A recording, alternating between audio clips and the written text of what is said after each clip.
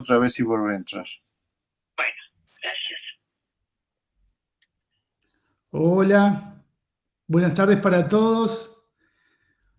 Es un placer estar nuevamente hoy con ustedes en una nueva actividad que vamos a estar desarrollando con el profesor doctor Ángel Díaz Barriga. Quiero agradecerles a todos por la presencia de estar hoy aquí con nosotros.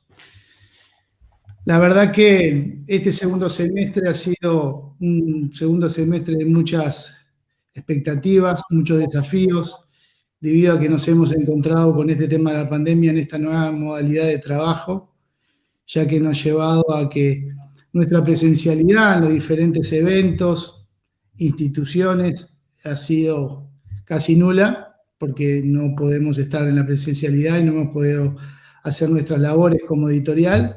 Entonces se nos surgió la inquietud de cómo hacer llegar la información, además de las redes sociales, cómo podíamos hacer llegar y presentar nuestras publicaciones. Y bueno, la verdad que por intermedio de las herramientas que hoy con NST, al cual hemos formado un equipo con Pablo y con Leo, que me han brindado todo el apoyo, me han dado la posibilidad de poder seguir avanzando, me han dado la posibilidad de poder presentar las novedades editoriales que venimos desarrollando este año, porque más allá de la pandemia, Grupo Magró siguió apostando a la educación, siguió apostando a su plan editorial, porque creemos y estamos convencidos de lo que hacemos como grupo editorial de generación de contenidos. Estamos apostando a la educación de nuestro país y apostamos a los autores uruguayos y extranjeros a que puedan publicar con nosotros, principalmente en el área de formación y educación.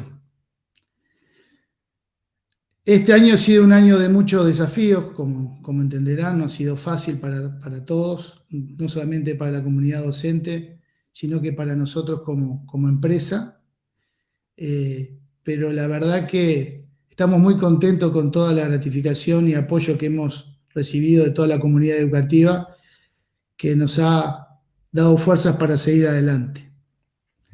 Estamos teniendo una fuerte injerencia para promocionar todas las actividades que venimos desarrollando y que vamos a estar desarrollando en el futuro por intermedio de nuestras redes sociales. Invito a que nos sigan, que la verdad que ha sido un medio de comunicación no solo para la comunidad educativa de Uruguay, sino que para los otros países que nos vienen siguiendo, que nos vienen apoyando. Y bueno, la verdad que es un momento de mucha satisfacción para mí, de haber podido llegar y poder informar de todas las publicaciones que hemos desarrollado. Ahí, Pablo, me gustaría poder presentar y agradecer las diferentes presentaciones. Nuestra primera presentación fue el libro Racionalidad Escondida, que fue un libro que la verdad que fue muy bueno, un libro en el área de matemáticas, con Carla Damisa, Mariana Corujo, Virginia Méndez y Verónica Gaston, con el apoyo de Graciela Chemelo de Argentina. Después la segunda presentación que hicimos con gran éxito fue la del libro La construcción colectiva de la escuela, un libro de Teresita Francia, una referente en magisterio, una gran profesional, con dos conferencistas invitadas como lo son Virginia Tort y Susana Grunbaum, que le estamos también muy agradecidos que nos hayan acompañado en esa presentación. Después pasamos a la presentación del libro que hicimos de la adquisición de la lectura y sus dificultades y sus complejidades, de la autora Carmen Camaño, que nos acompañó en esa instancia Norma Quijano y Carmen Dinardo, que también le estamos muy agradecidos por el apoyo brindado. Después pasamos a la presentación del libro Transformando las prácticas de evaluación, del profesor Pedro Ravela y Magdalena Cardonel, con un equipo multidisciplinario argentino. Este proyecto surge de un trabajo de investigación que se hizo en la Universidad Católica Argentina, tuvimos el apoyo de todos los colaboradores y de Gabriela Azar, que es la directora de educación de la UCA, que muy gentilmente nos apoyó también en esa presentación. Y por último, tuvimos la presentación del libro Neurocognición y Aprendizaje, de los autores Ariel Cuadro, Gabriel Barg y Sandra Hoyos. Todas estas presentaciones la pueden revivir aquellos que no pudieron estar presentes por diferentes motivos, por agenda, por motivo de que estaban con coordinaciones o por diferencia horaria, la pueden visitar, la pueden consultar y ver de vuelta en nuestro canal de YouTube. Así que los invito a que se suscriban al canal, a que nos acompañen, a que nos sigan en las redes sociales. Y bueno, la verdad que hoy me toca el enorme placer para esta conferencia final, que la verdad que para mí es un orgullo contar con la presencia del doctor Ángel Díaz Barriga, profesor que lo conozco no personalmente hace muchos años, pero sí conozco de sus libros y de su trayectoria, debido a que, bueno, más allá de que hoy somos editores, tenemos una editorial, representamos varias editoriales y muchas veces tuvimos en nuestras manos sus libros y estuvimos comercializando aquí en Uruguay todos los libros de Ángel. La verdad que, Ángel, te agradezco enormemente que hoy me estés acompañando en esta conferencia final, que hayas dedicado tu tiempo a poder estar hoy aquí con nosotros, a poder hablarle a toda la comunidad educativa de mi país, a toda la comunidad educativa de la región, porque sé que hay gente de varios países, además de Uruguay, que hoy nos están acompañando, no solamente de México, sino que gente de Guatemala, que hoy en la tarde me contactó, gente de Paraguay, ni que hablar de Argentina, de Chile. La verdad que sos un referente para los docentes y bueno, quiero agradecerte tu presencia y darle paso a esta conferencia que sé que va a ser de interés de toda la comunidad educativa. Gracias. Muchas gracias, Fernando. Un gusto, buenas tardes, un gusto estar con ustedes, estar en línea. Es algo novedoso para uno porque solo se ve en la pantalla, pareciera que está hablando uno solo, pero bueno, en estas condiciones de distanciamiento social que ha impuesto la pandemia, pues hemos poco a poco ido aprendiendo a usar estas tecnologías y a ver cómo podemos movernos con ellas. Voy a trabajar con ustedes lo que he titulado Reinventar la docencia en el siglo XXI. No sé si, Leo, me ayudas a ir colocando el material. Es una reflexión y un planteamiento que ciertamente surge en el contexto de la pandemia, pero pienso que va más allá de la pandemia. O sea, pienso que la pandemia de alguna forma nos abre la posibilidad de ver algo que está pasando en la docencia y que por alguna razón lo dejamos siempre como escondido o lo dejamos siempre como pospuesto. Hoy, de alguna manera, el distanciamiento social nos vuelve a abrir desafíos para el trabajo en la docencia. Si ustedes gustan, pueden en el chat que tienen hacer comentarios o hacer preguntas, las irán recabando las personas que están aquí manejando el sistema, y al final abriríamos un espacio para poder resolver algunas de ellas hasta donde podamos. Si me sigue la siguiente, Leo, por favor.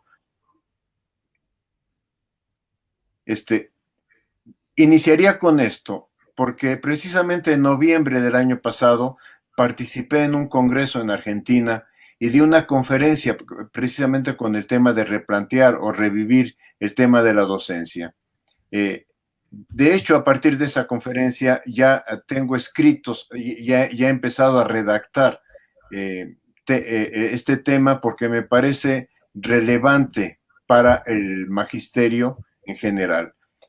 Con esto quiero decir, vengo pensando el tema de que la docencia que hacemos tiene una gran diferenciación con la realidad educativa o con lo que el sistema educativo reclama, y por eso tomo este elemento.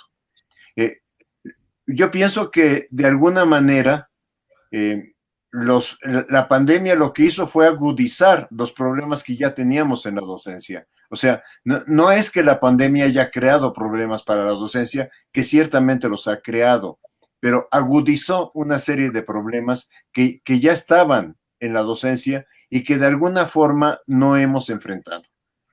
Quiero tomar 4 vértices de trabajo en este momento. Los cambios drásticos que experimenta la sociedad, o sea, una sociedad que se está transformando y una escuela que permanece como si fuera un nicho independiente de la sociedad. Una nueva condición de la subjetividad de los estudiantes. Nuestros alumnos no son los sujetos, los niños, ni los adolescentes, ni los jóvenes que fuimos nosotros. Son otras personas. El desarrollo de los entornos digitales, o sea, los entornos digitales, entre otras cosas, están posibilitando que hoy me comunique, pues no sé con cuántas personas. A veces veo un auditorio y veo un auditorio de 100, de 200, de 500 personas, pero veo uno que está frente a un auditorio. Hoy me siento frente a una computadora y de alguna manera, gracias a la tecnología digital, porque si esta pandemia nos hubiera acontecido 15 años antes, seguramente no hubiéramos tenido este tipo de medios para comunicarnos entre nosotros. Y todo ello para concluir la necesidad de reconstruir el sentido de la pedagogía y de la didáctica. Digo, en un contexto donde tenemos una crisis de salud, yo pienso que también es una crisis social, educativa, derivada del distanciamiento social. Y en este contexto es donde me pareció interesante, repensar o replantear el tema que he venido trabajando de reinventar. Reinventar significa volver a pensar cómo tiene que ser la docencia del día de mañana, cómo tiene que ser la docencia del futuro, cómo la docencia tiene que romper con ciertos aspectos de que históricamente ha venido construyendo. Leo la siguiente, por favor. Entonces, la primera pregunta es, ¿por qué reinventar y no cambiar la docencia y no hacer nada más ajustes en la docencia? Yo pienso que si revisamos los últimos 50 años, encontramos que hay una modificación de discursos, hay una modificación, no me gusta la palabra, pero podríamos decir de teorías o de modelos didácticos, de las concepciones que orientan el trabajo educativo de los docentes. Pero la verdad es que aunque los docentes, y esto lo hemos encontrado en las investigaciones, aunque los docentes tienen ya un discurso distinto al discurso que había hace 20 años, hace 15 años o hace 50 años, muy poco se ha transformado o muy poco ha cambiado en sus prácticas. Esto es, tenemos un discurso novedoso frente a prácticas muy antiguas. Pasamos, por ejemplo, en estos 50 años, en una revisión rápida de 50 años, pasamos de trabajar con programas por objetivos conductuales a estructurar programas desde la perspectiva constructivista. Luego, en algunos países utilizamos el modelo de enseñanza por competencias, y últimamente se superponen todos estos proyectos con herramientas que parece que las herramientas cambian la práctica docente, como fue a principios del siglo XX el radio, luego el cine, luego ya en los años 50, 60, 70 la televisión, luego ya el uso de la computadora, y pensar que un docente que sabe utilizar aplicaciones o que sabe utilizar Office, etcétera, ya es un docente que puede emplear la tecnología para la educación y el Internet. Junto con esto yo pienso que lo que cerró el eslabón, lo que cerró el atar la docencia, han sido las pruebas a gran escala. Porque los exámenes a gran escala lo que han privilegiado es que el alumno tiene que lograr, tiene que mostrar ciertos aprendizajes. Y entonces los sistemas educativos y las autoridades educativas empezaron, y los padres de familia y las asociaciones civiles empezaron a juzgar el trabajo docente en función de qué resultados se obtenían en estos exámenes. No se analiza que el trabajo educativo tiene que generar procesos y que esos procesos no son solo de aprendizaje, también son procesos formativos en el sujeto. Quizá el último intento significativo, esta es una reflexión que me hago desde la didáctica, quizá el último intento significativo de modificar la práctica docente se dio en el movimiento Escuela Activa o en el movimiento que casi no es conocido y casi no es estudiado en la región del currículo integral en la educación básica en los Estados Unidos a principios del siglo XX. Vine, por ejemplo, lo que plantea en su texto, que precisamente, si no me acuerdo mal, se llama La integración del currículo, Vine lo que plantea en el capítulo 1 y sobre todo en el capítulo 2 es toda una historia de cómo hubo proyectos de educación integral en donde se trataba de volcar hacia la realidad, para desde la realidad construir el currículo. Por lo tanto, habría currículos muy diferenciados, casi por salón, cosa que nuestros sistemas educativos no aceptan. O sea, el modelo no prosperó. Sin embargo, cuando uno ve docentes de algunas escuelas, aquí quizá me refiera más a la experiencia mexicana, los docentes dicen, no puedo seguir con el currículo, porque el currículo fue pensado para una etapa presencial. Y hoy los niños están en confinamiento y hoy los niños están viviendo un conjunto de problemáticas en sus entornos, en los cuales los profesores de la escuela nos hemos reunido por estas tecnologías y empezamos a discutir cuáles son los entornos que afectan a los niños y desde ahí hacemos programas, proyectos de trabajo desde la escuela sobre efectos de la pandemia. Hoy se está discutiendo, por lo menos en México, mucho el tema de las vacunas. Bueno, el tema de las vacunas da para biología, da para ciencias naturales, da para historia, da para geografía, da para que se trabaje el tema del lenguaje, lectura, escritura, da para que se trabaje temas matemáticos. Los niños viven también problemas de que sus padres pierden el trabajo, de que no tienen condiciones para tener alimentos en su casa, etcétera. Todas estas situaciones, los docentes dicen, ¿por qué no trabajamos desde ahí los diversos enfoques de las ciencias y no nos quedamos en el currículo formal que fue pensado para que los niños estén trabajando en un salón de clases cuando en realidad hoy están confinados prácticamente a su casa? La siguiente, por favor. Entonces, si vemos los discursos pedagógicos de los últimos años, pareciera que estamos ante un cambio radical en la docencia. O sea, uno teclea en Google, escuela al centro, alumno al centro, etcétera, y van a aparecer una cantidad de artículos, igual que si uno teclea uso de internet o uso de tecnología digital para la educación.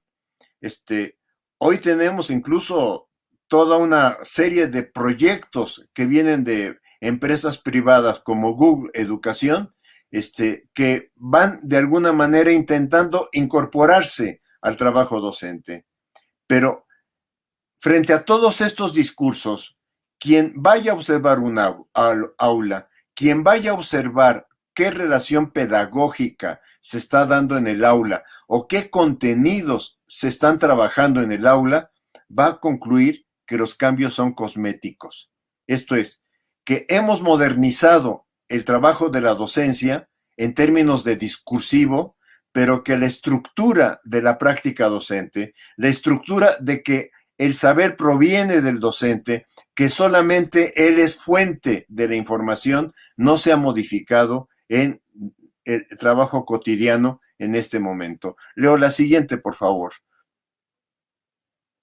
Entonces, en este sentido es donde planteo, estamos urgidos, y sí quise utilizar con toda intencionalidad, créanme que esta palabra la cambié muchas veces, pero pienso que el tema, el problema real es, tenemos una urgencia que la pandemia nos ha acentuado por un cambio en lo pedagógico, por varias razones. Las sociedades del siglo XXI experimentan efectos sociales con una fuerza que no se había experimentado previamente. O sea, cada una de nuestras sociedades, de los distintos países de donde están los docentes en este momento, cada uno de los grupos sociales va teniendo diversas formas de expresión de sus condiciones, de sus necesidades o de sus problemas, manifestaciones que a veces son, digamos, más formales, más de decir en un periódico está pasando esto, etcétera, hasta manifestaciones muy explosivas, muy abruptas, que uno dice, a ver, ¿por qué se tuvieron que tapar la cara? ¿Por qué fueron e incendiaron tal lugar?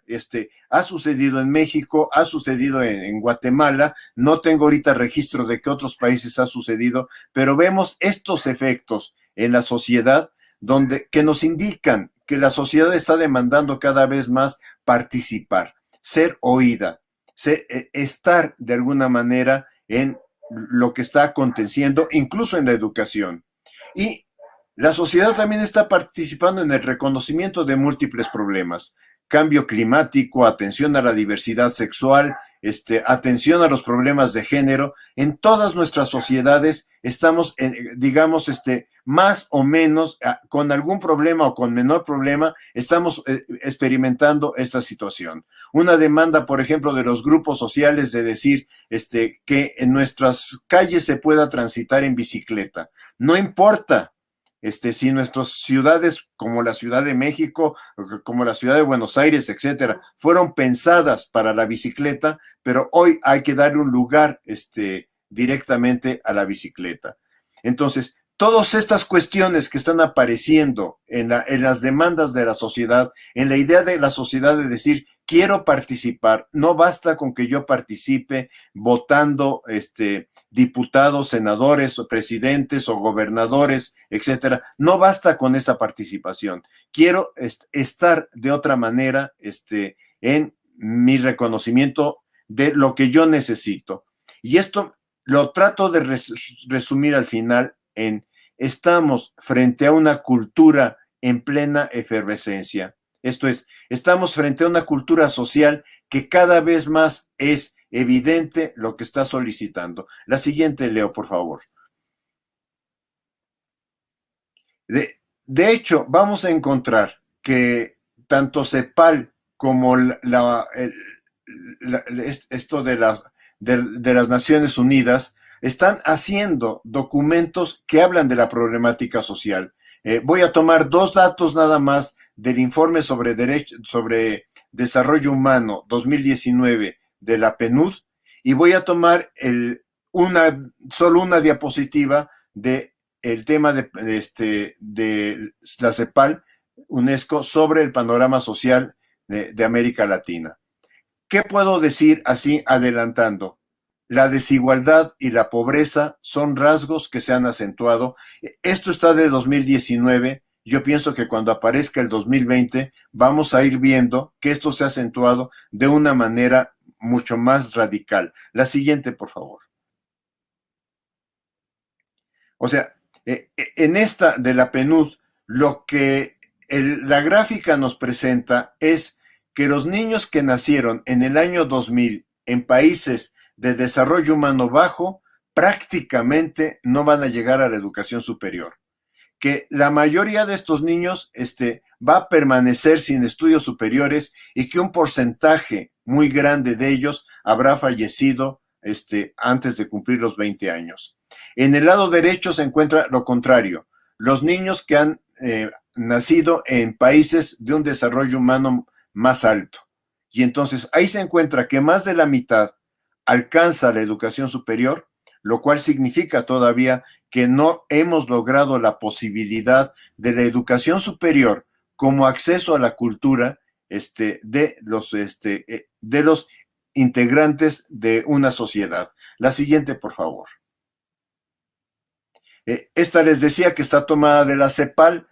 No me puedo detener en ella porque la conferencia no es estrictamente sobre problemas sociales, pero yo pienso que muestra esta lámina cómo la desigualdad social es algo, digamos, que se acentúa en la región. En unos países como podría ser Uruguay o Panamá pareciera que es menor, y en otros países como sería Honduras, Nicaragua o Guatemala, México, claramente la imagen va reflejando que hay procesos de desigualdad social que crean problemas para pensar un sistema educativo o para pensar un currículo nacional. La siguiente, por favor.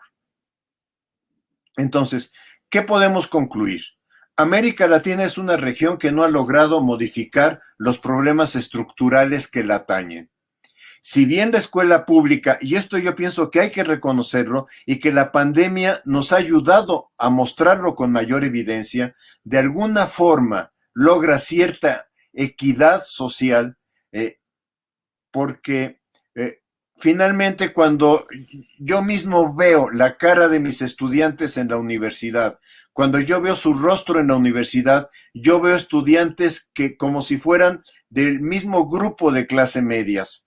Pero ahora que estamos en la pandemia, que tienen que conectarse a través de Zoom o de cualquier otro sistema de conectividad, en realidad lo que estamos haciendo todos es entrar a la casa de los estudiantes, entrar al hogar de los estudiantes. Y hemos visto cómo hay estudiantes que tienen, muy pocos en mi caso, solamente he encontrado dos, que pueden trabajar en una biblioteca, que tienen la biblioteca de su casa o de su padre probablemente, pero la mayoría está trabajando en la mesa del comedor y hay incluso estudiantes que están trabajando en su habitación. Se encuentran las diferencias sociales muy evidentes hasta de estudiantes que definitivamente dicen yo no me puedo conectar, cosa que en la educación básica es mucho más acentuada. Es claro que en la región profesores rurales en realidad han ideado mecanismos para acercarse a la casa del estudiante de alguna forma para ver que el estudiante haga determinados trabajos. Quizá algo que incluso me reportaba una madre de familia esta semana es quizá algunos profesores están exagerando y están pidiendo demasiado trabajo al niño, pensando que como no está en la escuela, entonces tiene que trabajar en su casa. Me decía la madre de familia, no se dan cuenta que muchos de esos trabajos en realidad los tenemos que hacer nosotras, porque el niño no tiene la capacidad de hacerlo. Pero la desigualdad, en realidad, la pandemia la ha acentuado. Y ciertamente hay que reconocerlo. No es función de la escuela, no es tarea de la escuela lograr la equidad social, lograr la igualdad social. Pero el salón de clases, incluso el uniforme escolar, es un elemento que de alguna manera nos presenta igualdad de condiciones en los alumnos que son desiguales. Eso es un poco lo que quisiera enunciar. La siguiente, por favor. Pero la sociedad actual, entonces, hay un cambio en su perspectiva cultural. Y esta perspectiva cultural cambia sus valores, su forma de relacionarse entre los diversos grupos sociales o entre las personas. Hay un cambio en la relación escuela-sociedad. Esto lo tenemos que reflexionar. Ya no hay una defensa a ultranza de la escuela per se. Si bien los padres de familia, sobre todo de educación básica, en este momento dicen, ya quiero que mi hijo regrese a la escuela porque no estoy en condiciones de atender a 2 niños, a 3 niños, en las diversas actividades que les está pidiendo la escuela, ciertamente que en muchas ocasiones lo que hace la escuela, incluso en este momento, cuando la madre de familia me dice, los maestros no están considerando lo que nosotros estamos haciendo en la casa, porque tenemos que hacer las tareas del hogar, tenemos que hacer en ocasiones, como era el caso, yo también soy maestra, también tengo que dar clases en línea y también tengo que atender lo que se está pidiendo a mi hijo. Entonces, son demasiadas cuestiones que ponen a la escuela en entredicho. La escuela dejó de ser el único lugar donde se va a adquirir información. Esto sobre todo va pasando conforme el alumno va avanzando, conforme el alumno va teniendo posibilidad de tener un smartphone, posibilidad de tener conectividad y poder pagar la conectividad. Esto va avanzando y entonces cada vez más, incluso por la misma etapa de la adolescencia, el estudiante va retando al docente en los saberes que el docente trabaja. La escuela está también cada vez más presionada por la sociedad, por asociaciones de la sociedad civil, por autoridades educativas para mostrar logros de aprendizaje. Y esta es una lástima, porque la escuela también es un espacio de formación. Pero ya en este momento, digamos, en el siglo XXI, ya nadie está pensando que va a la escuela para generar un proceso de formación en el sujeto. Casi pareciera que vamos a la escuela para que aquello que viene en el examen nacional o en el examen de PISA o en la prueba YESE, etcétera, salga bien el estudiante. De hecho, hay países, en mi país se hace, en donde se han editado manuales de preguntas y respuestas para que los maestros vayan entrenando a los estudiantes en estas preguntas y les vaya bien en las pruebas. Pero no se percibe que ir bien en las pruebas no significa necesariamente que el estudiante vaya teniendo un proceso de formación y un proceso de desarrollo, que es lo que se apostó cuando se creó la escuela.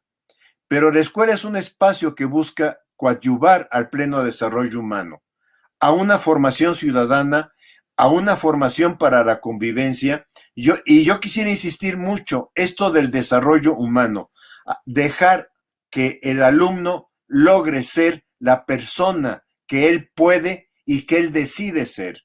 Y esto de alguna manera implica una dimensión ética del trabajo escolar que definitivamente cada vez vamos perdiendo más los docentes, porque los docentes también, o sea, si la escuela está presionada, los docentes también vivimos la presión de cómo vamos logrando lo que se nos está exigiendo o lo que nos están pidiendo para mostrar esos logros de aprendizaje. Leo la siguiente, por favor. Ahora, enfrentamos, si paso al tema de quiénes son nuestros alumnos, enfrentamos una polémica para intentar descifrar cuáles son los rasgos de ellos. Y yo traté de colocar en esta lámina los dos extremos de la polémica.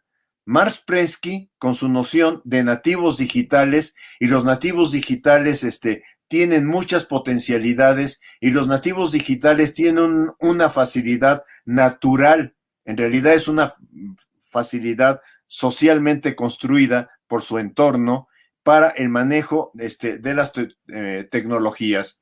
Y en el otro extremo está los nativos digitales no existen.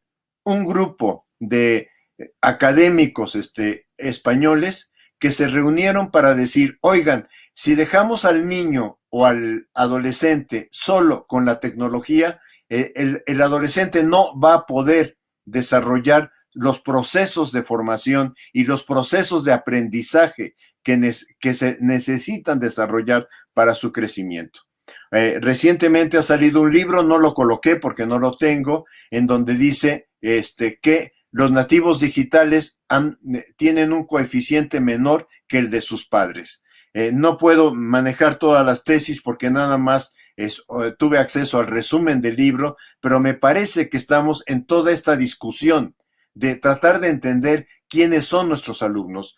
Tomé un libro producido en Uruguay que me ha parecido muy interesante, Hiperconectados, guía para la educación de nativos digitales, y tomé otro libro de la Universidad de Deusto sobre la generación Z, que en realidad si nos quedamos en generaciones, tampoco vamos a poder avanzar. Leo, por favor, la siguiente.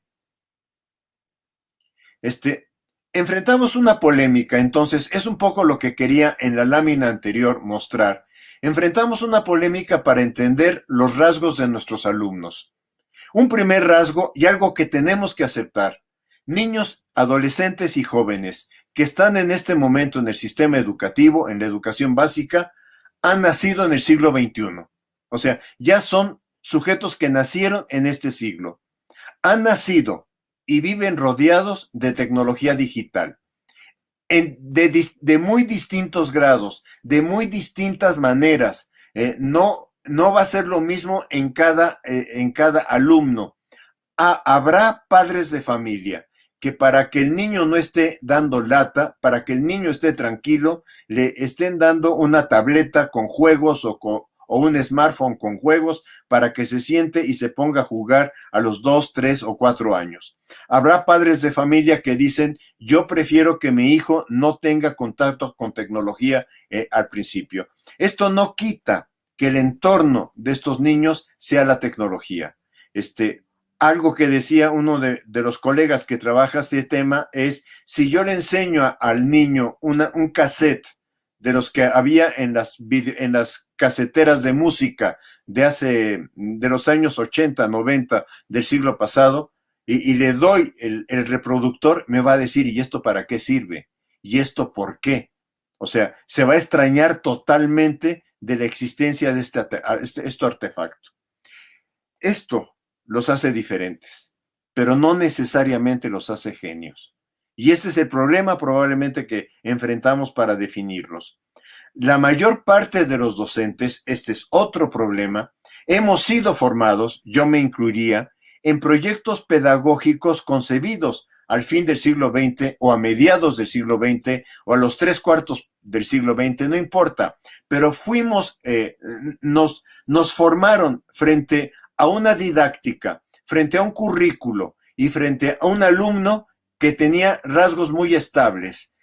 Nos enseñaron claramente psicología del aprendizaje, psicología de la educación, y se sigue enseñando en las facultades de educación, en las facultades de psicología, o se sigue enseñando también en las escuelas de formación inicial de docentes. Pero la pregunta es, ¿y eso que descubrió Piaget o eso que descubrió cualquier otro autor de infancia o de desarrollo es lo que corresponde a los sujetos que tenemos enfrente hoy? La respuesta sería no. No podemos establecer una referencia de los sujetos que viven en este momento a partir de estos estudios que se hicieron en el siglo pasado. La siguiente, por favor. Esta, por favor, déjamela mucho tiempo grande porque está muy llena de información. Les pido una disculpa, pero es que tenía ganas de enfrentar, tenía la necesidad de enfrentar. Así como les dije, en la literatura coloqué a la derecha y a la izquierda, hoy lo que quiero colocar aquí es qué cualidades se encuentran en estos estudiantes y al mismo tiempo qué debilidades. Me van a disculpar, aparecieron más debilidades que cualidades, pero finalmente pienso que es el reto con el que tenemos que trabajar, siempre con grandes diferenciaciones entre cada uno de estos elementos. O sea, entre cualidades, saben usar la tecnología y están conectados. Tienen una capacidad para decodificar imágenes por su experiencia ante el color y el movimiento. Y esto significa no necesitan leer un manual. Ellos reciben un artefacto e inmediatamente empiezan a moverse y a poderlo utilizar. Y van muy rápido en ello. Otro elemento, ofrecen respuestas rápidas. Experimentan precocidad más temprano. ¿Por qué? Porque culturalmente los estamos haciendo más precoces. Porque culturalmente estamos hablando de temas que antes no se hablaba, frente a ellos, y entonces cada vez más vamos haciendo adolescencias tempranas. Están sobreestimulados y les gusta estar sobreestimulados y viven permanentemente sobreestimulados y entre ellos tienen una sobreestimulación constante. Son sujetos multitarea, pero en esta multitarea, en realidad las tareas las hacen de forma superficial. Tienen facilidad para utilizar una nueva aplicación o un nuevo dispositivo, pero no requieren por eso del manual. Tienen un gusto y una necesidad por lo inmediato y lo útil. Y entonces, al maestro siempre le están cuestionando o internamente se están cuestionando, ¿y este contenido para qué me sirve? ¿Y esto qué utilidad me reporta? Pueden ser muy creativos cuando utilizan las tecnologías. Hay maestros en este momento que me han informado que le piden a los alumnos que hagan pequeños videos sobre algunos temas que están trabajando. Pasan muchas horas en redes sociales y todo lo comunican por esta vía. O sea, son súper expertos en las redes sociales. Y cuando digo todo lo comunican por esta vía, por ejemplo, quizá ya no refiriéndome a la educación básica, pero en educación superior, por lo menos en el caso mexicano, cada vez más están tomando pedazos de intervenciones de docentes que ellos consideran que no debieron ser de esa manera, por autoritarismo, por comentarios que no venían al caso, por formas de agredir a un estudiante. Cada vez toman ese pequeño video y lo suben inmediatamente a la red social. O sea, de hecho, por lo menos para nosotros en la facultad nos queda claro que hay un Face de los alumnos donde ellos dicen mis profesores, y de mis profesores dicen lo que ellos consideran, lo que ellos valoran, lo que ellos ponderan del profesor. Y esto de alguna forma también puede bajar incluso al bachillerato o a la enseñanza media sin ningún problema. ¿Qué debilidades tienen? No usan la tecnología para aprender, sino para salir del problema. Entonces, tienen un uso limitado de la tecnología porque la utilizan fundamentalmente para comunicarse y para entretenerse. Aquí hay un reto porque hoy estamos con la tecnología y el reto es cómo vamos paso a paso haciendo que la tecnología sea un instrumento de aprendizaje. Pero no puede quedarse la tecnología en una conferencia como la que estoy haciendo yo. Se conforman con la primera respuesta o aquella que satisface su interés. O sea, toda esta idea de lo inmediato los lleva a, ya tengo la respuesta, ya no me esté molestando. Frente a respuestas rápidas, tienen poca reflexión en relación con el tema. Esto es importante, porque si tienen poca reflexión, tienen poca posibilidad de desarrollar un proceso de aprendizaje. Saben copiar, pero les cuesta trabajo pensar. Y miren, les voy a decir, ayer estuve dando una clase con estudiantes de doctorado.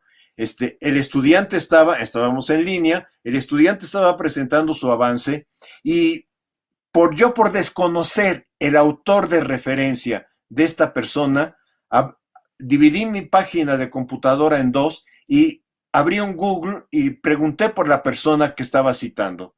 Y de repente me encuentro un trabajo así por azar, en donde los 10 puntos que él estaba escribiendo como descripción del tema que está desarrollando, los 10 puntos están escritos por un autor.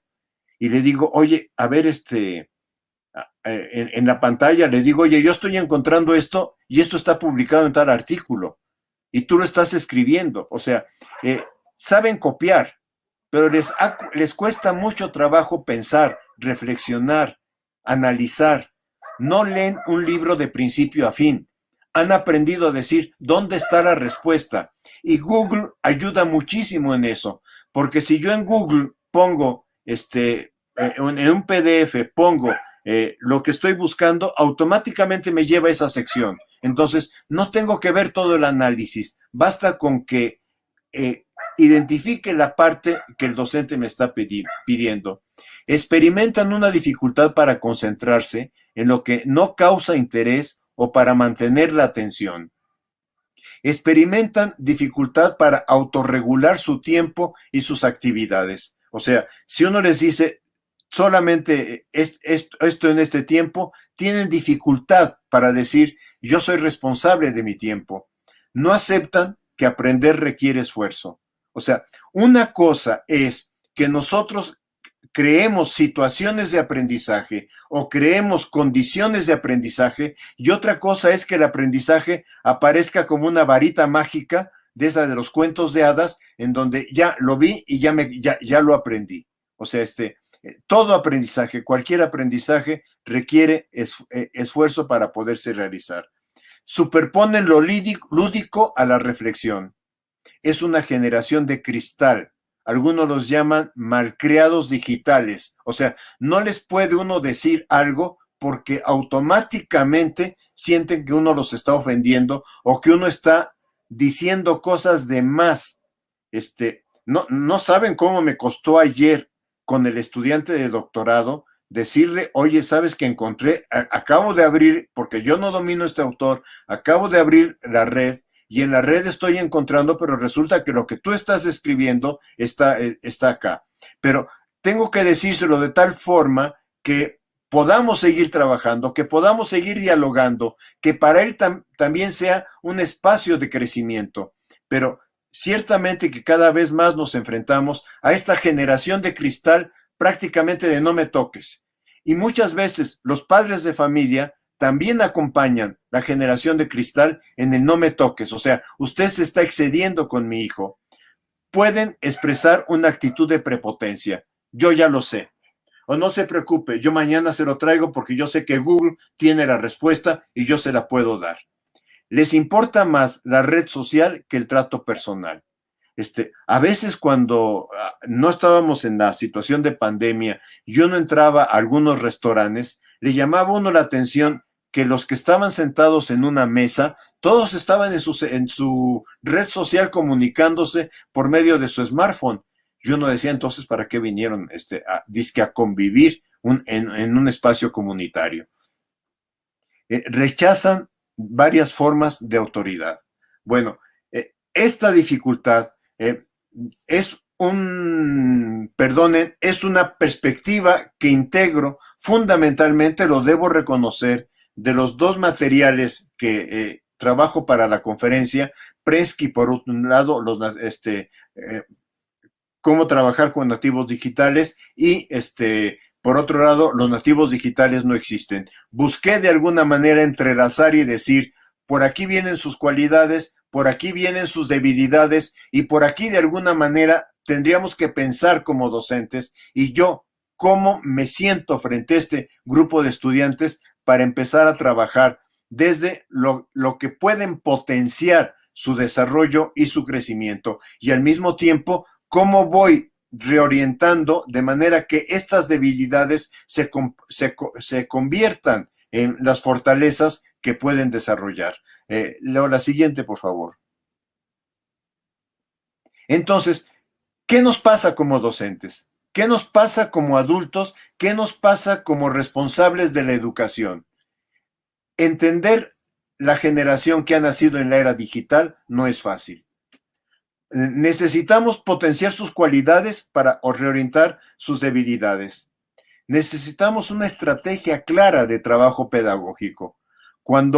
Pero ¿cómo armamos una estrategia clara de trabajo pedagógico cuando ellos mismos viven en una incertidumbre generacional?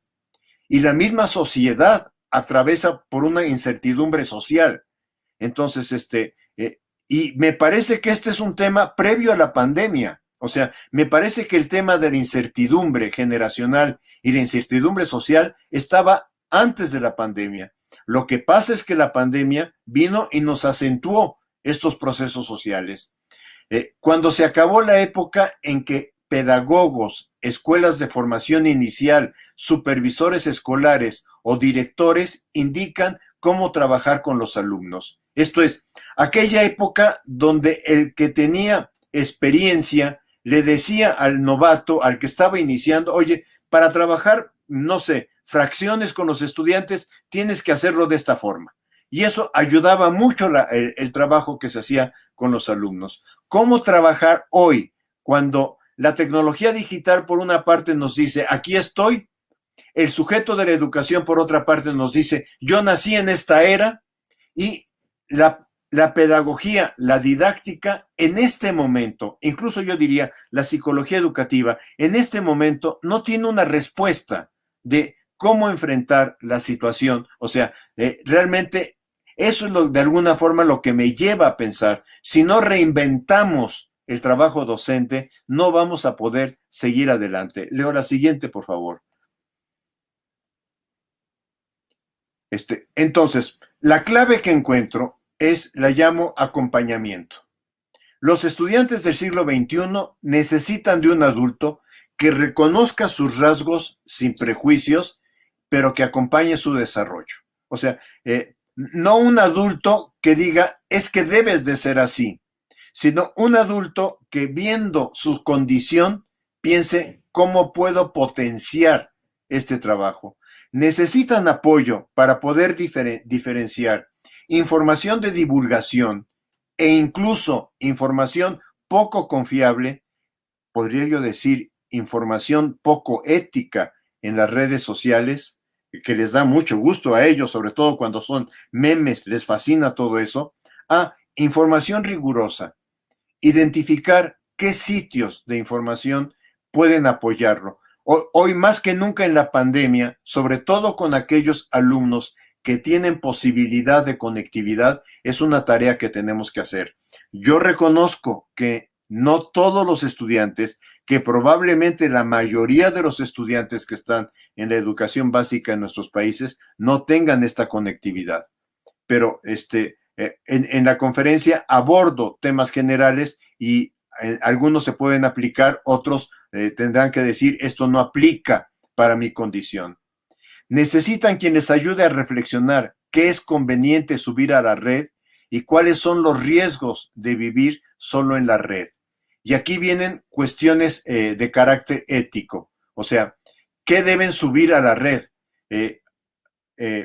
¿Cómo deben comunicarse en la red? ¿Hasta dónde un comentario que les hacen en forma privada debe seguir en forma privada y exhibirlo en la red? Es un acto de poca ética. O sea, los estudiantes tienen que aprender a responsabilizarse también en el uso de la red. Necesitan de un adulto que pueda ser soporte de su desarrollo y crecimiento, no de una autoridad que les indique por dónde caminar.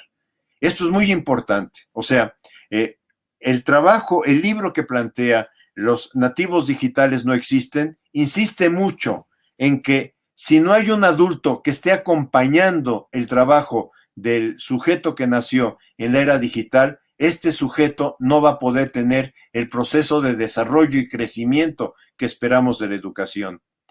Tiene que ver con la actitud del adulto frente a la tecnología digital. Cuidado, no estoy diciendo, ningún texto de los que afirmen eso lo aceptaría, no estoy diciendo que nosotros debemos dominar tecnología digital. Yo pienso, y yo se lo decía a un compañero recientemente por la red, yo siento que yo voy aprendiendo poco a poco y que los que más me ayudan a aprender son mis alumnos jóvenes o mis exalumnos muy jóvenes. Cuando yo me atrevo a hacerles una pregunta, que me atrevo con mucha frecuencia, oye, no sé cómo hacer esto, no sé cómo manejar esta información en Excel, etcétera. Les hago miles de preguntas y pienso que sí tenemos que tener los adultos una actitud de manejar la tecnología, de no rechazar la tecnología, pero debemos reconocer, siempre el estudiante va a ser más hábil en tecnología que yo, siempre va a tener más capacidades en tecnología que yo.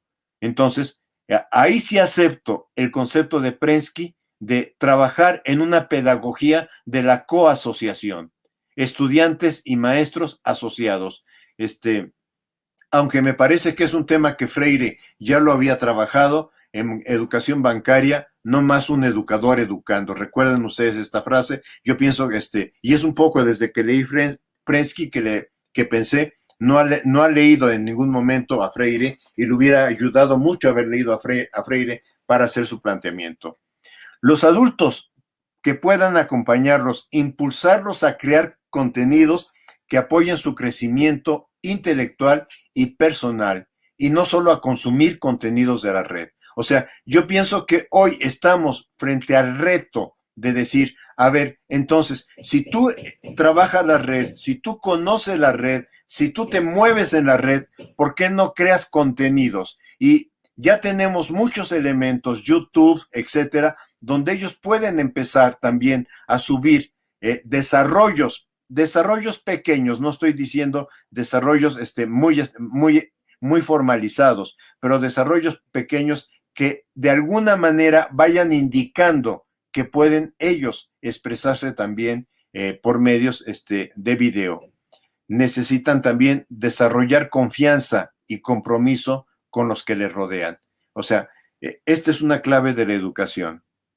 Cuando se pierde la confianza entre el educando y el educador, difícilmente puede rehacerse el acto pedagógico, puede establecerse el acto pedagógico. Este es un gran problema en el trabajo que tenemos hoy a distancia. Es un gran problema que tenemos en el distanciamiento social porque no hay forma de crear una interacción real o una interacción, digamos, como aparece en la situación presencial.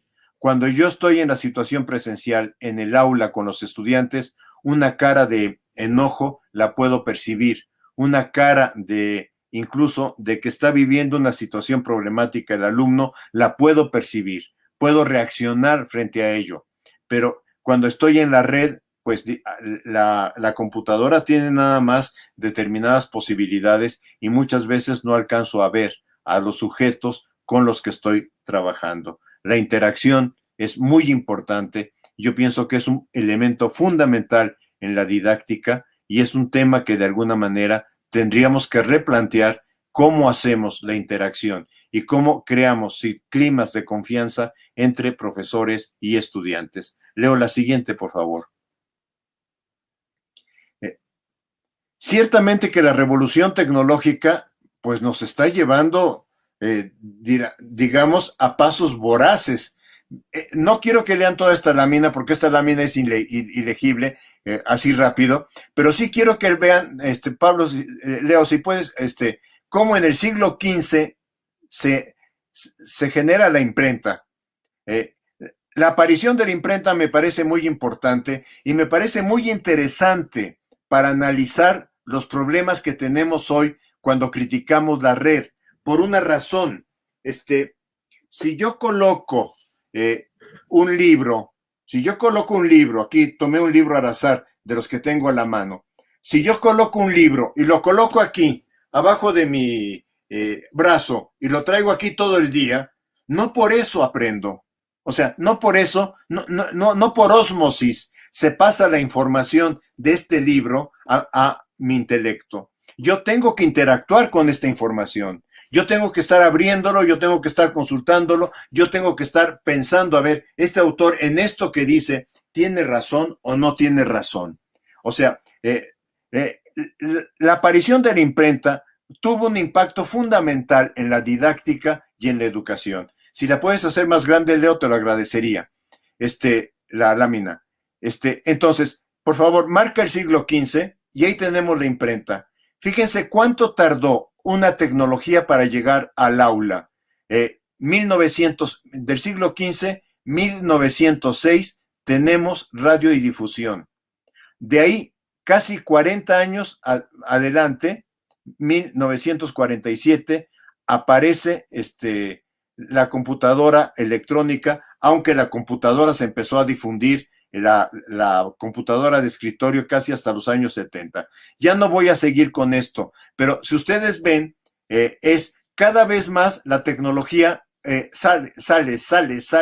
O sea, no alcanzamos a manejar un artefacto tecnológico cuando ya hay otro artefacto tecnológico que tiene otros elementos de modernización. O sea, los que compramos un celular como teléfono a principios de los años 90 y teníamos nuestro teléfono móvil, hoy realmente lo que tenemos es una pequeña computadora en la mano. Hoy lo que traemos es una pequeña computadora en la mano, en donde localizamos personas, nos localizan a nosotros, en donde buscamos información, en donde si queremos llegar a un sitio, ya no tenemos que preguntarle a una persona cómo se llega a tal lugar. Le pedimos a la computadora, al teléfono que nos indique desde donde estamos, qué tenemos que hacer para llegar a determinado lugar, o le pedimos información, o traemos incluso un libro.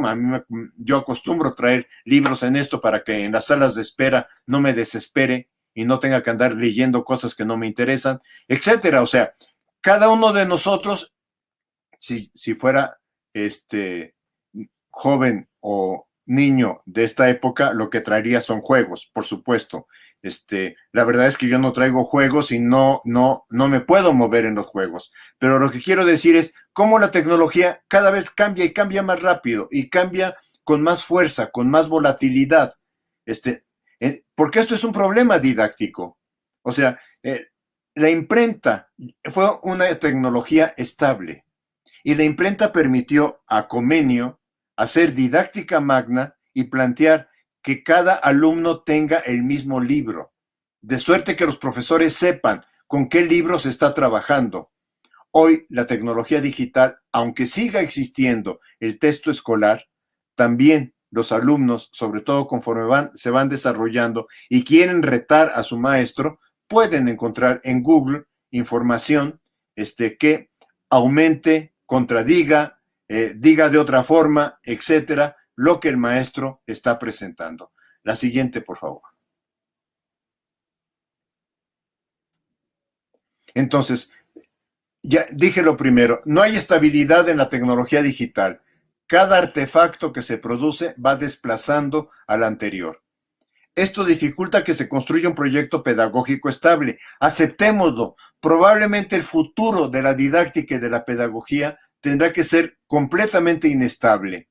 El desarrollo de la educación desde lo digital ha sido concebido solo como enlazando tecnología con psicología del aprendizaje, entendiendo por psicología del aprendizaje teorías instruccionales o socioconstructivismo. O sea, aquí sí yo los retaría a que buscáramos en la red, a que buscáramos en Google artículos que hagan referencia a uso didáctico de la tecnología en el salón de clase, de la tecnología digital. Y van a ver cómo usan la palabra didáctica, porque sí hay textos que hablan de eso, usan la palabra didáctica, pero después recurren a apoyos o de la psicología o de el uso de aplicaciones tecnológicas.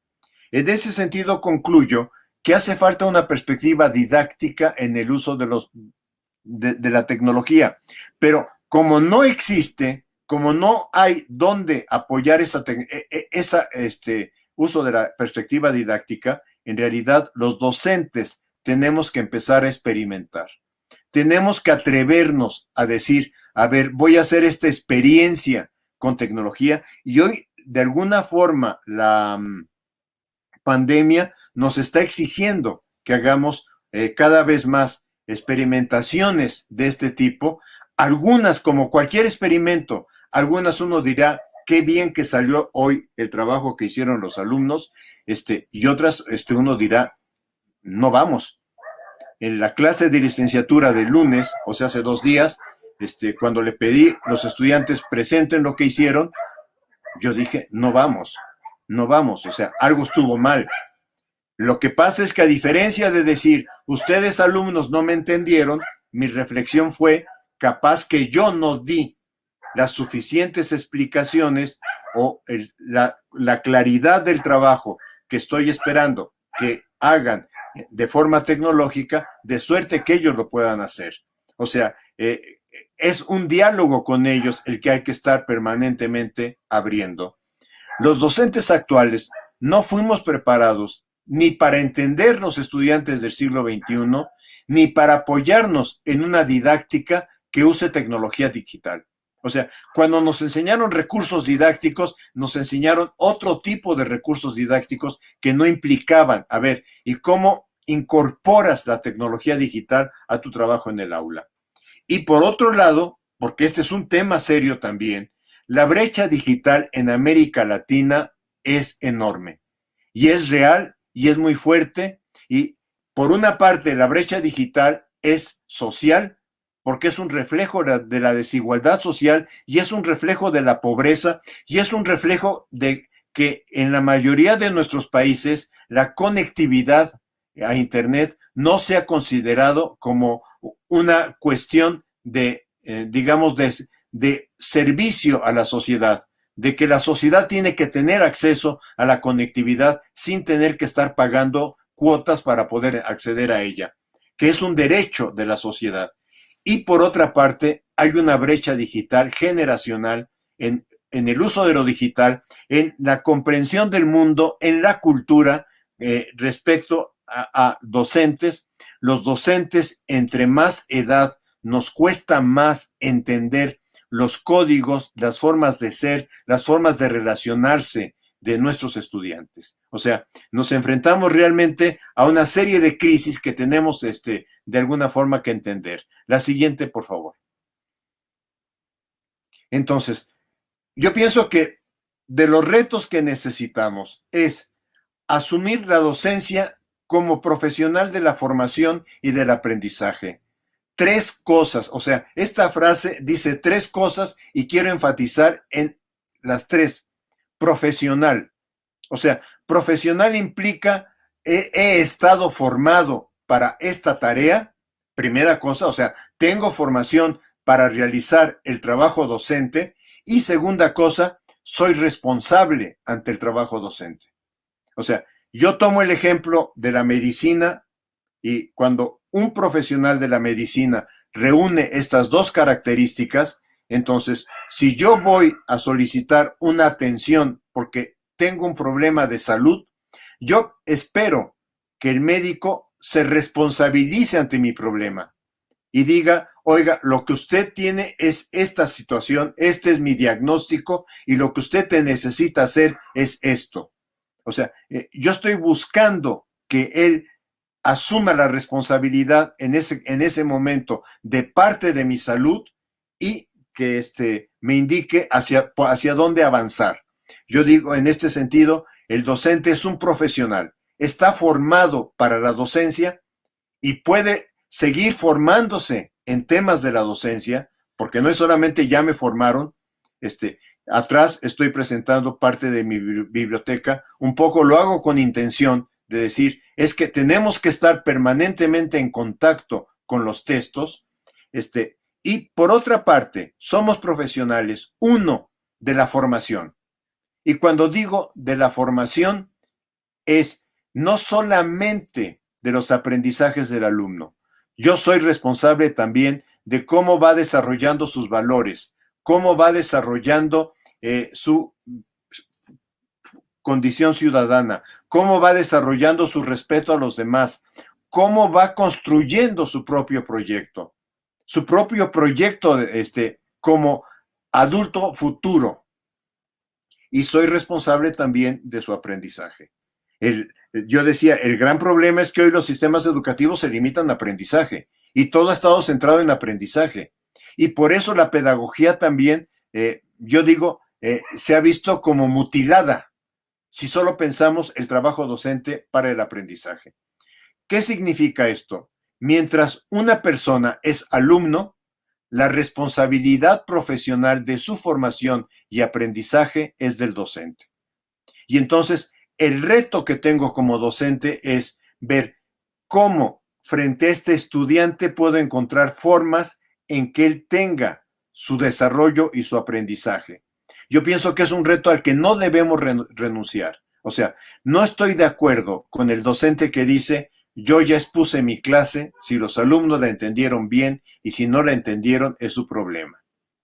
No, si los alumnos no entendieron lo que yo estoy trabajando, mi reto es ver cómo creo otras situaciones de aprendizaje para que ellos vayan avanzando. Ciertamente esto tiene un conflicto con el sistema educativo y tiene un conflicto muchas veces con la supervisión escolar, porque al supervisor lo que le interesa es que yo vaya en los tiempos que marca el currículo y se ha perdido completamente que hay otros tiempos, que son los tiempos de la formación y del aprendizaje y que esos solamente se establecen en el aula. y que entonces el ritmo del aula tendría que ser necesariamente diferente al proyecto curricular. Asumir que el docente nunca acaba de construir una estrategia didáctica para impulsar el aprendizaje. Y esta es un poco la idea de experimentar. O sea, si nunca acabamos, hoy puedo hacer con los estudiantes esto que no había hecho previamente. Hoy la pandemia me está obligando a idear cosas para trabajar con los alumnos que no había pensado previamente. Convocar a los alumnos, invitar a los alumnos, crear enigmas o crear problemas de aprendizaje que impulsen el aprendizaje. O sea, se ha trabajado mucho en la historia de la didáctica el tema de la motivación. Y el tema de la motivación, como yo les platico un cuentito, yo llego y les cuento un chiste, yo llego y hago algo gracioso y ya están motivados. No. El problema para lograr procesos de aprendizaje tiene que nacer en el propio estudiante. Y mientras el estudiante no identifique un problema para desarrollar su aprendizaje, difícilmente va a desarrollar el aprendizaje. Y aquí yo distingo aprendizaje de memorización. O sea, el estudiante puede desarrollar memorización, pero no necesariamente desarrolla el proceso que hay detrás de la memorización. Doy dos ejemplos. División de fracciones. En vez de decir numerador por denominador, que crea como numerador, puedo decir el de arriba por el de abajo arriba. Con esta reglita, el estudiante siempre va a poder resolver fracciones. No va a entender el proceso que hay detrás, el proceso aritmético que hay detrás de una fracción. Binomio del cuadrado perfecto, porque a muchos de nosotros nos pasó. Nos dicen cuadrado del primero más doble producto del primero por el segundo más cuadrado del segundo. Ok. Con esto puedo de alguna manera resolver estos problemas algebraicos. ¿Aprendí a pensar algebraicamente? No. Y este es un poco mi conflicto con los sistemas de evaluación y los sistemas de exámenes a gran escala. Mi conflicto es que se quedan en el logro objetivo de aprendizaje y no logran entender, no logran capturar el proceso necesario que hay detrás de ese logro. Y entonces el alumno que fácilmente adivina esto, entonces dice, lo que el docente me está pidiendo es que yo responda bien. Entonces, yo respondo bien las preguntas que se me hacen. Ya no me moleste, porque ya le di la respuesta que usted me está pidiendo. Ya no me pida que aprenda. Ya no me pida que genere un proceso. Ya no me pida que pase por el esfuerzo de aprender. No sé si lo comunico bien. Y reconocer que la voluntad del alumno no puede ser forzada. Discúlpeme, esto está desde Didáctica Magna. O sea, este tema, casi yo les diría, en Didáctica Magna aparece casi como lo redacté en este momento y de alguna manera los didactas contemporáneos lo plantean. O sea, yo le puedo decir al alumno, aquí está la lectura, de esta lectura tú me tienes que contestar 5 preguntas y aquí están las preguntas. Y el alumno puede decir, de acuerdo, le contesto las preguntas. Y ya que respondí las preguntas, no me moleste. No me moleste porque yo ya hice lo que usted me pidió. Entonces, solo que seamos capaces de construir problemas y trabajar con problemas, los temas que nos toca desarrollar como docentes, vamos a crear condiciones para que los alumnos puedan desarrollar ese proceso. La siguiente, por favor, Leo. También ponme la grande, por favor. Bueno, para concluir, este es un poco lo que he intentado en la conferencia trabajar con ustedes. Nosotros como docentes necesitamos abrir un espacio de experimentación de las formas de aprendizaje que podamos cambiar. Y ese espacio de experimentación, ojalá los directores, los supervisores, los padres de familia, las asociaciones de la sociedad civil, en vez de estarnos señalando lo que no hacemos, nos ayuden a señalar aquellas cosas en donde vamos experimentando y vamos obteniendo resultados favorables. Fíjense cómo se ha perdido la posibilidad de los congresos docentes, donde los docentes no presenten sus investigaciones, no presenten sus análisis de lo que pasa en la política educativa, sino congresos donde los docentes vayan y presenten lo que están trabajando con los alumnos, los resultados que están obteniendo con determinado trabajo con los alumnos. Un congreso de profesores de matemáticas o de profesores de educación básica o de profesores de historia, etcétera, donde los docentes vayan trabajando no lo que dicen los textos, sino lo que ellos hacen con los estudiantes. Esto que estoy diciendo es más fregnetiano que nada, pero es algo real. Hemos perdido porque le estamos pidiendo al docente que compita con el investigador, que haga publicaciones, cuando lo que le tendríamos que pedir es modifica tu trabajo en el aula. Cambia de la forma como estás trabajando en el aula. Y esto de alguna forma implica cómo armamos un espacio para intercambiar experiencias. Y también me parece fundamental que hoy tenemos que empezar a rediseñar los espacios áulicos para trabajar en ambientes de aprendizaje. A mí me pasó una experiencia en México, les voy a decir una cosa, México tiene más de 3,500 unidades de instituciones de educación superior, universidades e institutos, etcétera. Una universidad pública en una zona más o menos que uno podría decir semirural. Cuando la voy a visitar porque me interesaba el proyecto, el rector me dice o me encuentro con que las aulas son octagonales. Son aulas octagonales con mobiliario móvil todo el aula. Y cuando voy hablando con el rector de cómo surgió la idea del aula y por qué, etcétera, me dice, es que primero nosotros pensamos aquí, antes de construir los edificios, qué queríamos que hicieran los profesores y los alumnos. Y cuando nos dimos cuenta que queríamos que el profesor trabajara de distinta forma con el estudiante, hicimos un aula octagonal donde no hay un lugar específico para el profesor. El profesor puede estar en cualquier lugar del salón de clases porque los que están trabajando en sus procesos de aprender son los estudiantes. Me pareció muy interesante porque lo que yo observo, por ejemplo, México, ustedes ubican que hemos vivido varios sismos. El último sismo de 2017 derribó varias escuelas, pero lo que yo lamento es que cuando se reconstruyeron las escuelas, se volvieron a construir el mismo tipo de aulas, el mismo tipo de espacio pedagógico. Lo único que se incorporó fue un elemento que proyectara lo que el docente quiere trabajar en la computadora. O sea, ya son aulas del siglo XXI. Y yo digo, eso no son aulas del siglo XXI. Aulas del siglo XXI son aquellas que permitan crear ambientes de aprendizaje. Y esto significaría ver hasta dónde podemos hacer una docencia colectiva. Esto es, una docencia donde los profesores estemos permanentemente comentando qué nos está pasando en el trabajo con los estudiantes, no para quejarnos, porque muchas veces solo nos quejamos de lo que no funciona, sino también para decir, oye, estoy intentando esto y me parece que por aquí puede ser importante. Trabajar, en vez de trabajar por temas, trabajar por problemas. Esto es muy difícil. O sea, preguntarse, este tema, ¿cómo lo puedo convertir a un problema?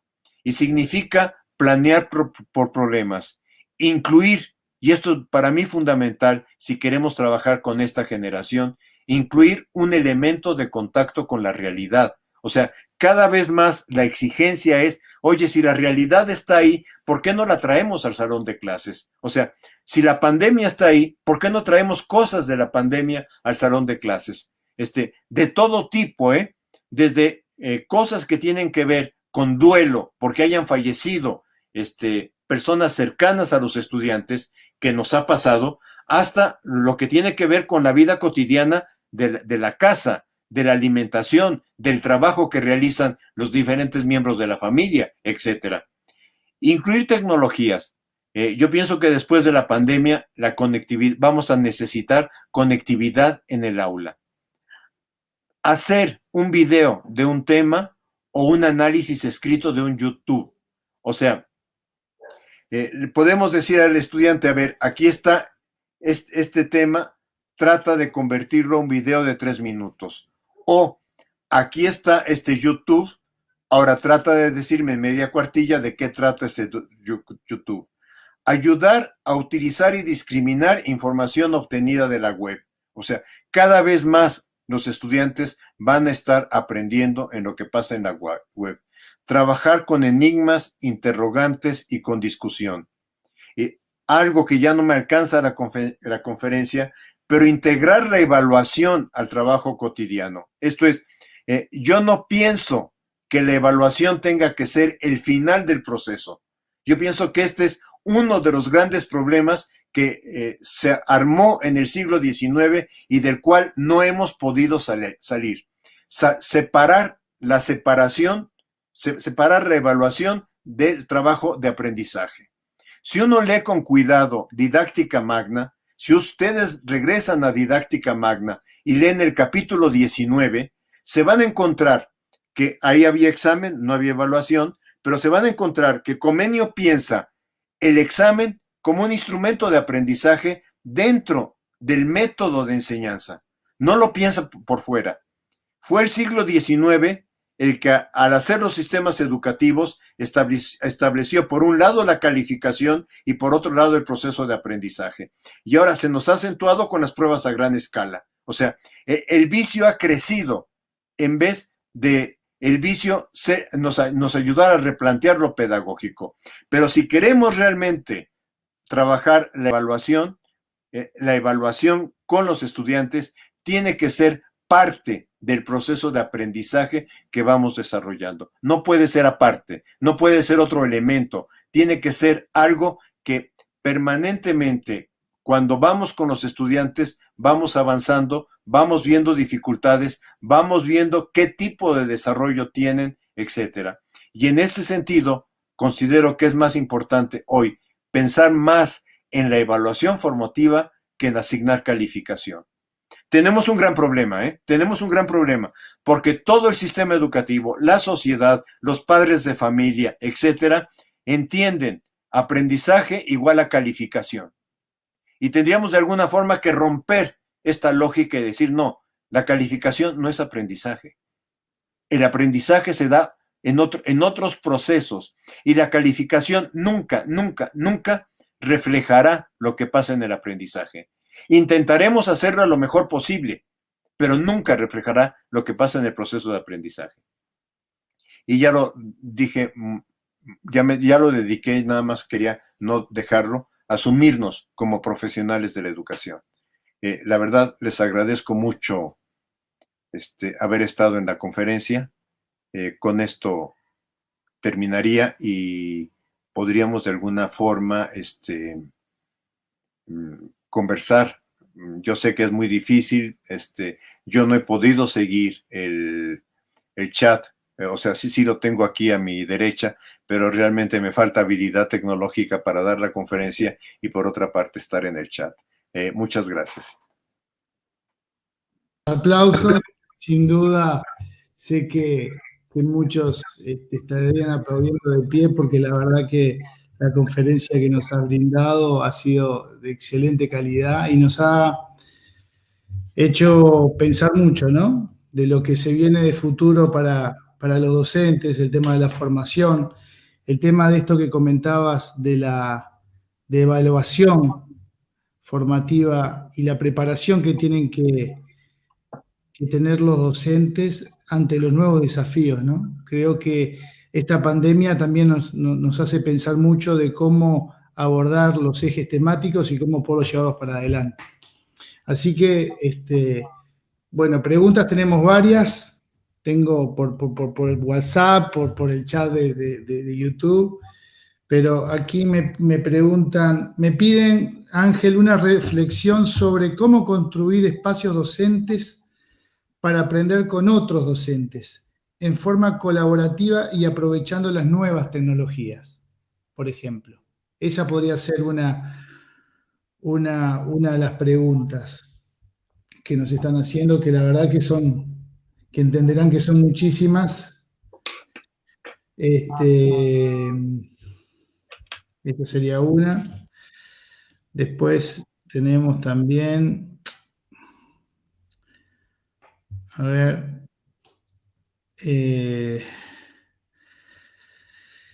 esta nueva modalidad rompe la dupla docente, experto, docente, novato, ¿no?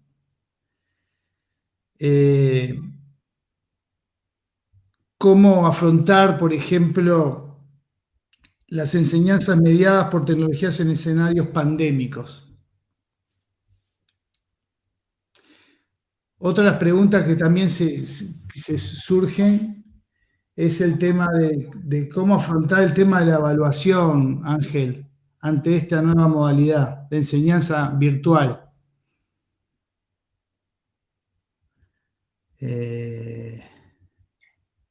Si te parece, empiezo a trabajar con estas. Perfecto. A ver, ¿cómo construir espacios docentes? Yo no lo puedo contestar. Yo no lo puedo contestar porque en realidad es un reto que tenemos. Lo que sí podría decir es que muchas veces los docentes ya tenemos espacios informales construidos dentro de la escuela o dentro de un ambiente docente que hemos hecho un poco más amplio. Yo pienso que así como los alumnos utilizan redes sociales, hoy también tendríamos que poder hacer una red social, o digo, varias redes sociales, muchas redes sociales de docentes que tienen un elemento común. Y yo pienso que si no hay ese elemento común, va a ser muy difícil. Se reconocen y tienen confianza entre ellos.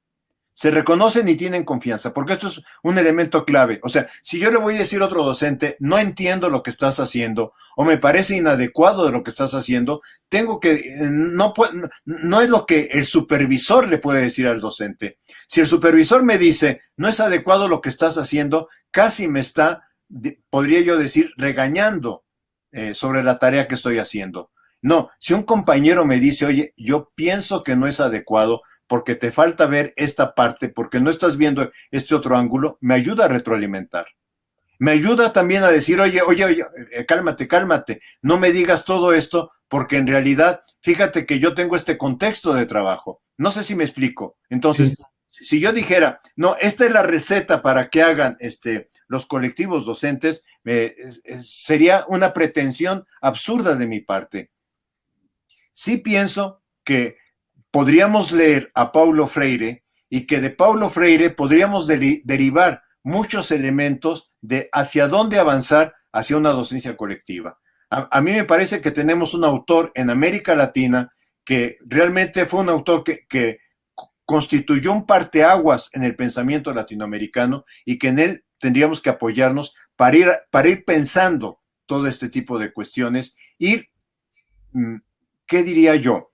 Ir explorando hasta dónde pueden avanzar, ir experimentando si estas tecnologías nos sirven o no. Si pudiéramos yo, por ejemplo, grabar un pedazo de mi clase, porque oye, el smartphone permite mil cosas, grabar un pedazo de mi clase y compartirla con otros compañeros docentes y que me digan, oye, me pareció interesante esto, pero me hubiera visto que quizá si hubieras hecho aquello, etcétera. Y irnos retroalimentando entre nosotros, no esperar que esto sea una decisión de la autoridad educativa, porque además, si es decisión de la autoridad educativa, no va a funcionar.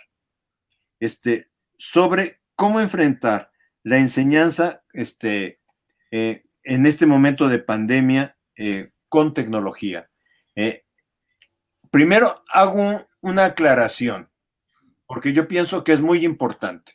O sea, en las condiciones en que está América Latina, no todos los estudiantes tienen conectividad a la tecnología.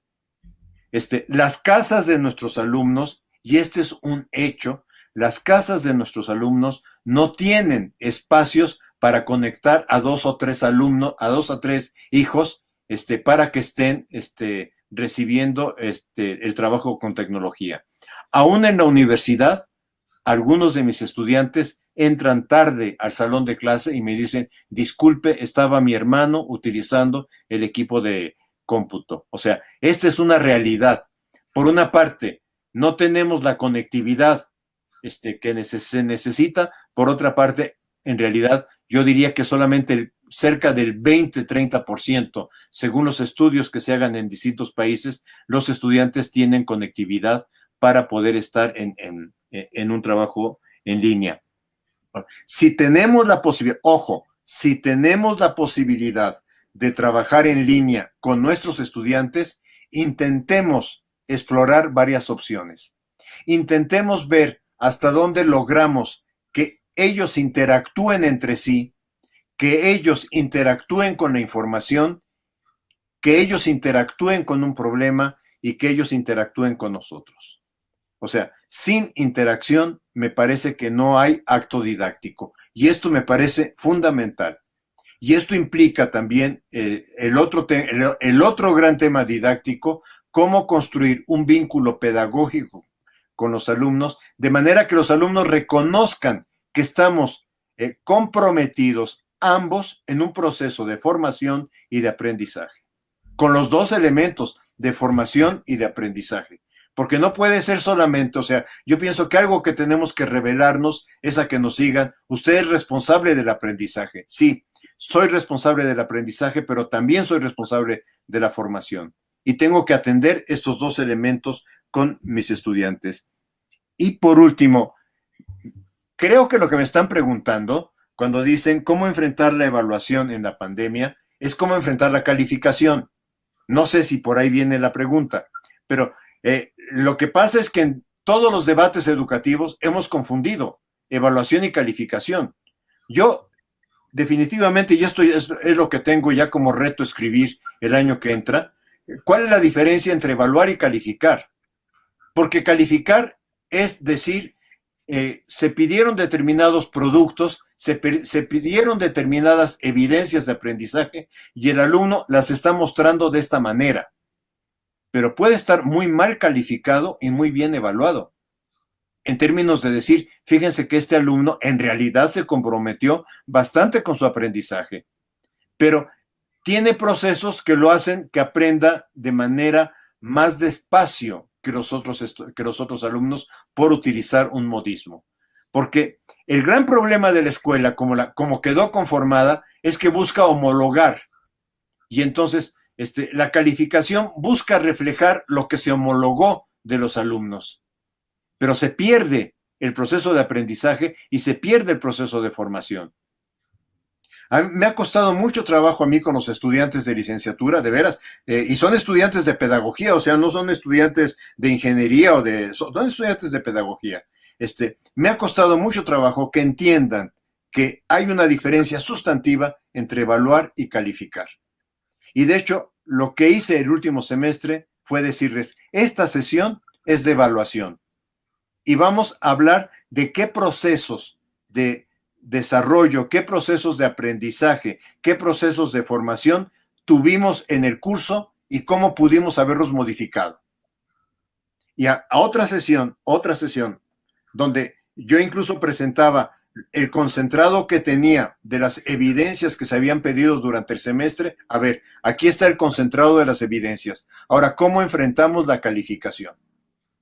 Claro. Pero la calificación, yo insisto, es un acto administrativo, no es un acto pedagógico. Y esto es muy importante, me parece, tenerlo en claridad. Ahora, cuando estamos en la pandemia, por lo menos en México, aquí me voy a referir en México, pero capaz que es en varios países, la autoridad educativa ha dicho, el currículo sigue, porque no vamos a perder el curso escolar. El currículo sigue y los profesores tienen que estar enseñando todo lo que viene en el currículo.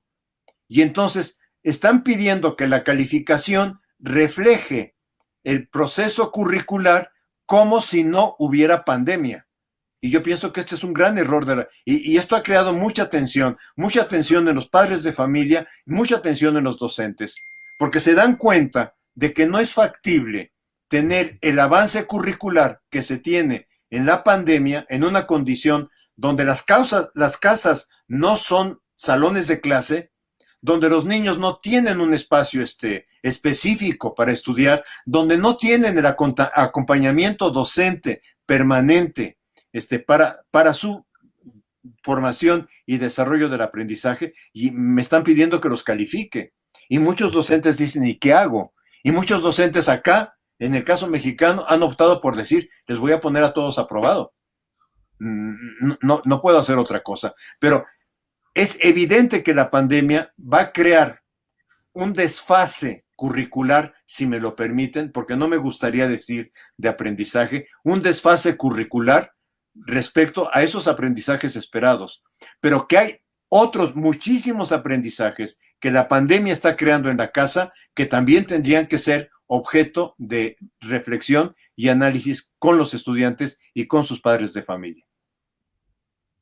Perfecto, Ángel, muy claro tu respuesta. La verdad que no, como dije al principio, nos deja pensando. Muy buena tu conferencia. Agradecerte esta instancia de haber estado acompañándonos en esta conferencia final del Grupo Magro. Agradecerte tu presencia, agradecerles a todos los que están conectados en el vivo. Informarles que esta conferencia queda grabada en nuestro canal de YouTube, a que los invitamos a que se suscriban. La idea de esta modalidad de presentaciones, de charlas, es seguirla el año que viene. Además de la parte presencial que nosotros hacemos, vamos a tener un ciclo de conferencias y de charlas con diferentes autores uruguayos y del exterior, como en el caso de Ángel, de Frida, de México también, que nos va a estar acompañando, y varios otros autores de varios países que vamos a ir convocando en sus diferentes disciplinas para bueno, hacer una comunidad, como yo digo, educativa aquí en América Latina que nos permita poder hacer cosas para adelante.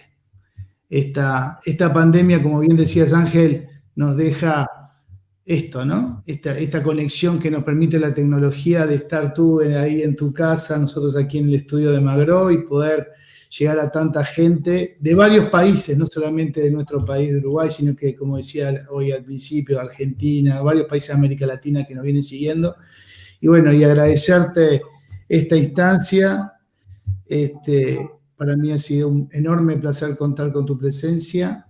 La conferencia, la verdad, que nos deja pensando. Y bueno, invitarlos a que nos sigan en las redes sociales, a que visiten nuestra página web para ver las novedades que venimos publicando y desarrollando y estar informados y conectados. Muchas gracias a todos por la presencia y por haber acompañado a Ángel en esta conferencia. Gracias. Gracias a todos los maestros, sobre todo a todos los que estuvieron en la conferencia. No los puedo ver. Yo lamento mucho no poderlos ver porque siempre el contacto personal es importante. Y gracias, Fernando, por haber permitido poder hacer esta conferencia en estas condiciones. Gracias, Ángel. Muchas gracias.